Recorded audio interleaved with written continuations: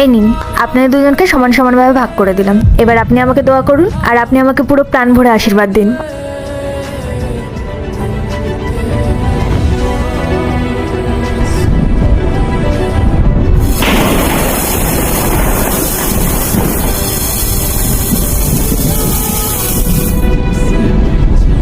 এ কি, আপনারা এটা কি করলেন?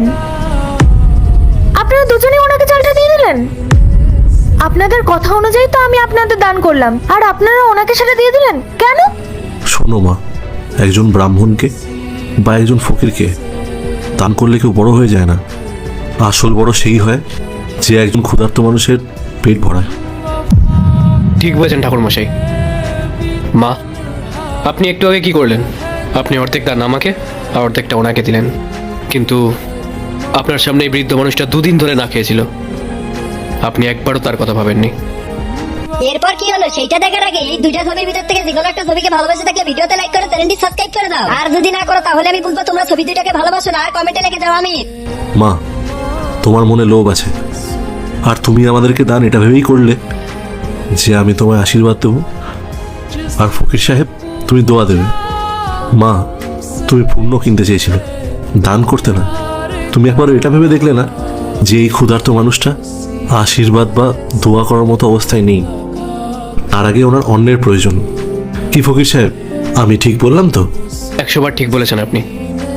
মা, আপনি তো দান ধর্ম দেখে করেন, নিজের স্বার্থ দেখে করেন। আমরা তো ফকির মানুষ, লোকের দ্বারে দ্বারে ঘুরে বেড়াই। আমরা ঠিক কোথাও না কোথাও খাবার পেয়ে যাব, কিন্তু এই দরিদ্র ভিক্ষুক এনাদেরকে কেউ সাহায্য করে না। অথচ আজ এই অভুক্ত মানুষটির পেট ভরাটাই ছিল সব থেকে বড় ধর্ম।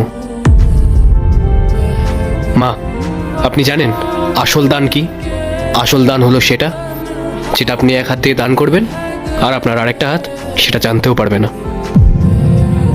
একদম ঠিক মা। ঈশ্বর এই জগৎ সংসার বানিয়েছেন, কাউকে ধনী বানিয়েছেন, কাউকে গরিব। ধনী মানুষদের কর্তব্য গরিব মানুষদের সাহায্য করা, বিশেষ করে যখন তারা ক্ষুধার্ত। অথচ তুমি এই ক্ষুধার্ত মানুষকে খাবার না খাইয়ে সেটা আমাদেরকে দিলে কেন? কারণ তোমার মনে ছিল স্বার্থ। মনে রাখবে মা, দান হলো সেটাই যে ক্ষুধার্তকে অন্ন দেয় আর যে তৃষ্ণার্তের তেষ্টা মেটায়। আপনারা ঠিক কথা বলেছেন। সত্যি আমি কত বড় ভুল করে ফেলেছিলাম। আমার মনে স্বার্থ বাসা বেঁধেছিল। আপনারা আমার চোখ খুলে দিয়েছেন, আপনাদের ধন্যবাদ। তোমাকে বোঝানোই আমাদের কর্তব্য ছিল মা। এই শিক্ষাটা সবসময় মনে রেখো।